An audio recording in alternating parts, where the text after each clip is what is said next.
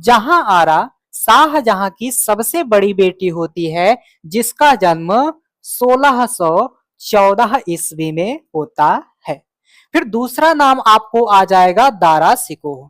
दारा सिकोह अपने भाइयों में सबसे बड़ा भाई होता है, जिसका जन्म 1615 ईस्वी में होता है और यह पंजाब का प्रशासक होता है, लेकिन यह मुगल दरबार में रहता था। कहाँ रहता था भैया? मुगल दरबार में रहता था, जिसकी वजह से इसके पापा चाहते थे कि राजा हमार दारा सिकोह बिटवा बने, और यह काफी योग्य भी था। अगर सत्ता इसके हाथों में होती तो शायद मुगल साम्राज्य और भी फलता फूलता और भी लंबे समय तक चलता। फिर अगला इसका भाई हो जाएगा शाह सुजा। शाह सुजा का जन्म होता है 1616 में और यह होता है बंगाल का प्रशासक। फिर अगली कड़ी में आप देखोगे इसकी एक बहन आती है रोशन आरा। रोशन आरा का जन्म आप देखोगे 1617 ईस्वी में होता है। फिर सबसे खूंखार शासक आता है अपना औरंगजेब, जिसके बारे में हमारे सिलेबस में लगा हुआ है और हमें पढ़ना है। तो आपसे पूछा जा सकता है कि औरंगजेब का जन्म कब हुआ? तो आपको कहना है कि 1618 ईस्वी में औरंगजेब का जन्म हुआ और यह कहां का सूबेदार था? तो यह दक्कन का सूबेदार था। कहां का सूबेदार था? दक्कन का सूबेदार था। इतनी बात समझ गए। फिर आगे आप देखोगे मुराद बख्श।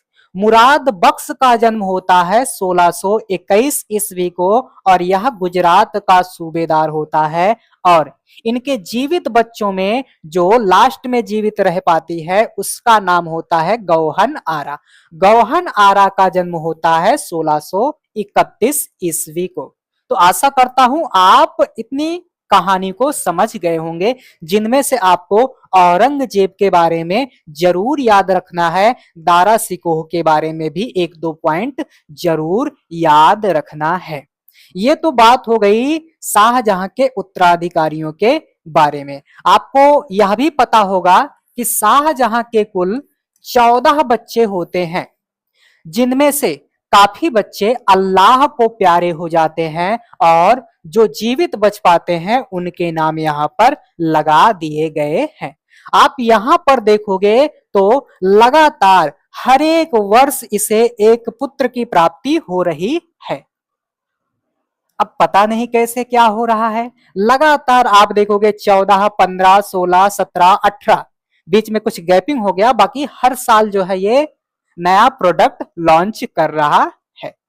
तो आप देख सकते हो। और शाहजहां के बारे में आपको बहुत अच्छी तरह से पता होगा कि इसकी बीबी का क्या नाम था? तो इसकी बेगम का नाम था मुमताज। क्या नाम था? मुमताज। क्या नाम था? मुमताज, जिसे अर्जुमंद बानो बेगम के नाम से भी जाना जाता था। और इस शाहजहां के बच्चे ने क्या बनवाया था? लाल किला बनवाया था। इसी ने क्या बनवाया था? ताज महल बनवाया था, है ना? ताजमहल बनवाया था। अब देखो ताजमहल क्यों बनवाया था? क्योंकि आप देख रहे हो यह अपने बेगम से कितना प्यार कर रहा है ना? कितना प्यार कर रहा है। देखो 14, 15, 16, 17, 18, है ना? बीच में गैपिंग कर दिया, यानी कि ये वाला आंकड़ा लागू हो गया होगा। कुछ बच्चे जीवित नहीं रह पाए होंगे किसी कारणवश, है ना? तो इतना प्रेम करता था। ये प्रेम की निशानियां हैं, आप देख सकते हो। अब चलो देखते हैं औरंगजेब को। आपको यह भी बहुत अच्छी तरह से पता होगा कि औरंगजेब अपना राज्याभिषेक 2 बार करवाता है। कितनी बार? 2 बार। एक बार तो दिल्ली में ही अपना राज्याभिषेक करवाता है और दूसरी बार आगरा में। जब यह दिल्ली में अपना राज्याभिषेक करवाता है तब क्या डेट थी? 1658। कितना था भैया? 1658। और जब यह आगरा में अपना राज्याभिषेक करवाता है तो वह वर्ष कितना होगा भैया? 1 साल बाद, है ना? ध्यान रहे ये सब बातें। 1600 कितना? 59। क्या कहोगे? 59 कहोगे और क्या कहोगे? आगे देखो,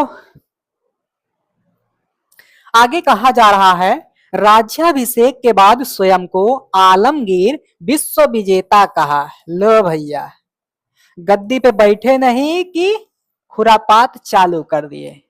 आपसे पूछा जाएगा कि कौन सा ऐसा शासक है जिसने अपना राज्याभिषेक 2 बार करवाया था।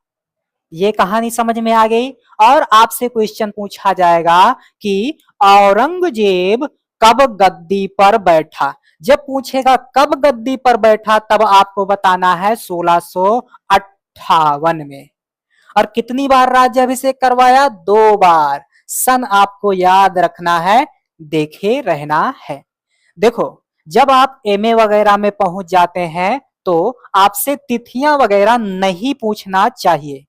बहुत ज्यादा सीधे सीधे फैक्ट नहीं पूछना चाहिए, क्योंकि जब एमए वगैरह में आप पहुंचते हो तो आप मास्टर हो जाते हो। क्या हो जाते हो, मास्टर हो जाते हो। आपसे गहन चीजों की अपेक्षा की जाती है। और ऐसे में एग्जामिनर का भी फर्ज होता है कि ये जो तिथियां वगैरह हैं बहुत ज्यादा फैक्ट हैं, इनको ना पूछे। लेकिन आपका एग्जामिनर पूछ बैठता है, तो ऐसे में आपको ये सारी चीजें याद रखना होगा। तो इस तरह के क्वेश्चन पूछे जाएंगे। और फिर आपसे पूछा जाएगा कि किसे आलमगीर के नाम से जाना जाता है, या किस शासक ने आलमगीर की उपाधि धारण की। तो आपको बताना है औरंगजेब ने। और जैसे गद्दी पर बैठा इसने कहा कि मैं विश्व विजेता हूं। मैं क्या हूं, विश्व विजेता हूं। तो इतनी लंबी चौड़ी उपाधियां ले रहा है। आगे देखो, यह सादे रहन सहन में रहता था, है ना।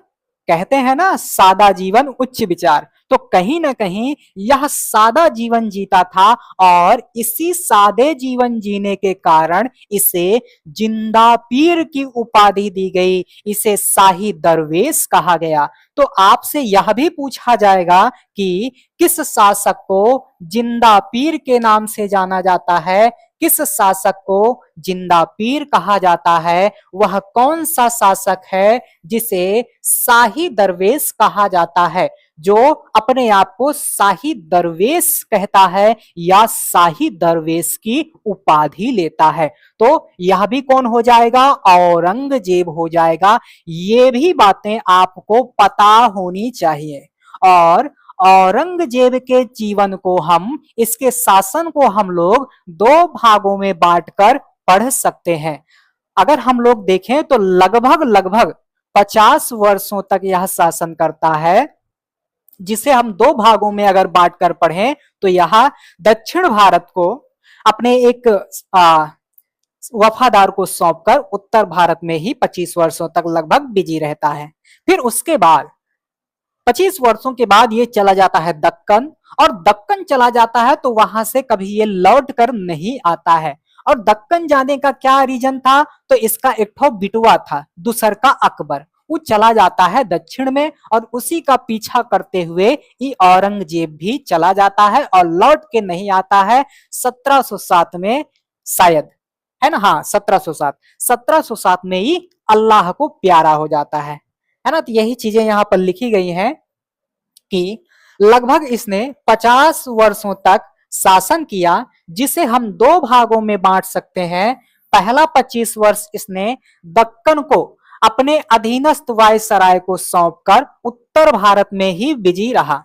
यानी कि जो दक्षिण भारत है उस पर सीधे नियंत्रण ना करके उसे अपने वायसराय को सौंप दिया। कहा, वायसराय बाबू इसकी देखरेख करना और मैं उत्तर भारत में ही रहूंगा। तो आरंभ के 25 वर्ष, है ना, अपने शासन के आरंभ में 25 वर्ष या कहां रहता है, तो उत्तर भारत में ही रहता है। जबकि यह दक्कन को किसे सौंप देता है, अपने वायसराय को सौंप देता है। फिर 1681 के आसपास इसका एक बेटा होता है जो टाइटिल लेता है सेकंड अकबर का। ये भागता हुआ चला जाता है, विद्रोह करके चला जाता है कहां, दक्षिण भारत में। और इसी का पीछा करते हुए फिर औरंग भी जाता है। कौन जाता है, औरंग भी जाता है। तो ये आप देख सकते हो, है ना। 1681 ईस्वी के आसपास उसके एक बेटे शहजादा अकबर के विद्रोह ने उसे दक्कन जाने के लिए प्रेरित किया। यानी कि जो इसका बिटुआ था वो विद्रोह करके भाग लिया, है ना। विद्रोह किया, उसके बाद भाग लिया, भागता गया भागता गया।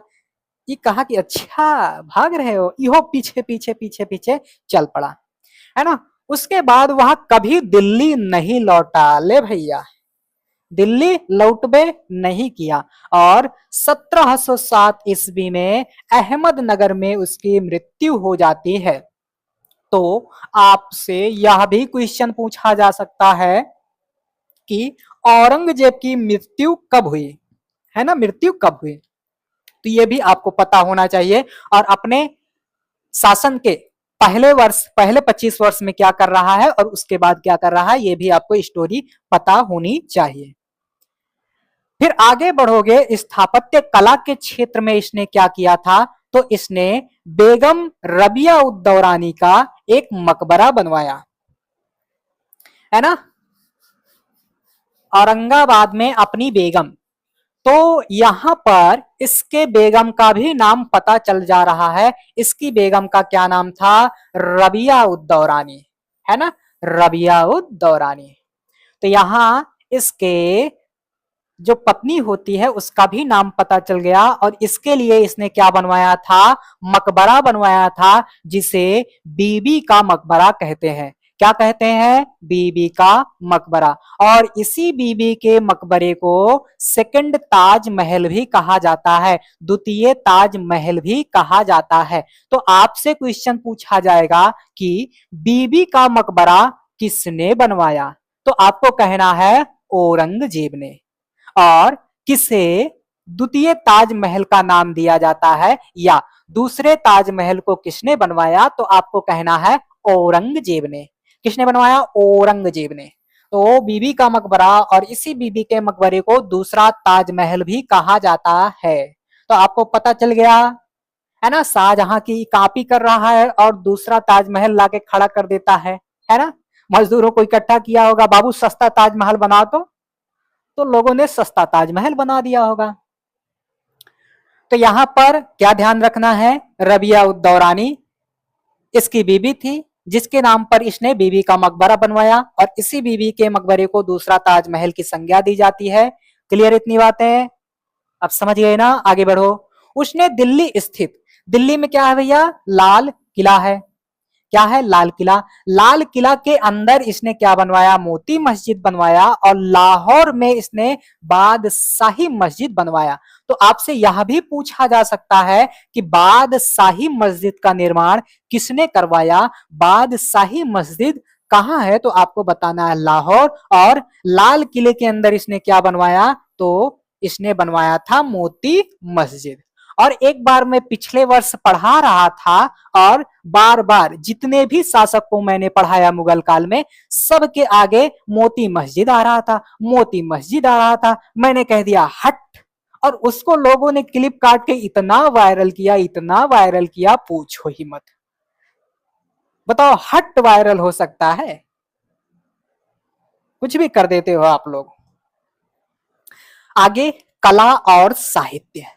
जब ये गद्दी पर बैठता है तो लगभग 12वां वर्ष चल रहा होगा, तो इसने संगीत वगैरह पर पाबंदी लगा दिया। जबकि यह खुद ही क्या था भैया, बीणा वादक था, बीणा बजाता था। सोच सकते हो आप, वीणा बजाता था, है ना। तो वही चीज यहां पर लिखी गई है। शासन के 12वें वर्ष दरबार में इसने क्या कर दिया, संगीत पर प्रतिबंध लगा दिया, जबकि वह खुद एक निपुण वीणा वादक था। यह भी आपसे पूछा जा सकता है। लगभग लगभग आप देखोगे जो भी इसके पीछे के शासकों में परंपरा चल रही थी, उसको लगभग यह बंद कर देगा, है ना। ये अफीम का सेवन और भी काफी चीजें बंद कर देगा ये, है ना। तो आप देख सकते हो यह निपुण वीणा वादक था। और यह भी आपसे पूछा जा सकता है, यह भी आपसे पूछा जा सकता है। और संगीत पर अपने दरबार में प्रतिबंध किसने लगवाया, यह भी आपसे पूछा जा सकता है। औरंगजेब ने ईश्वर दास नागर को संरक्षण दिया, जिन्होंने फुतुहात ये आलमगीरी लिखी, है ना। कहीं कहीं देखो फतुहात ये आलमगीरी लिख जाएगा, कहीं कहीं आपको फुतुहात ये आलमगीरी लिखा हुआ मिल जाएगा। तो आपसे यह भी पूछा जा सकता है कि ईश्वर दास नागर जी ने कौन सी पुस्तक लिखी, तो आपको कहना है फुतुहात ए आलमगीरी। क्या लिखा? फुतुहात ए आलमगीरी, जिसमें औरंगजेब के शासन का विवरण मिलता है। तो आपको यह भी पता चल गया कि यह एक किताब है जिसमें औरंगजेब के शासन का विवरण मिलता है। क्या मिलता है? औरंगजेब के शासन का विवरण मिलता है। आशा करता हूं इतनी बातें आप समझ गए होंगे। तो ये आप ईश्वर दास नागर की रचना जरूर याद रखे रहिएगा, क्योंकि आपके सिलेबस में औरंगजेब लगा हुआ है और साहित्य पर एग्जामिनर का नजर हमेशा रहता है। एक आध क्वेश्चन तो पक्का पक्का पक्का पूछेगा। क्लियर? आगे आलमगीर नामा। यहां देखो नाम लिख दिया गया है, इसे नामा कर लो। आलमगीर नामा। आलमगीर नामा किसने लिखा? मोहम्मद काजिम ने। मुंतखाब उल लुआब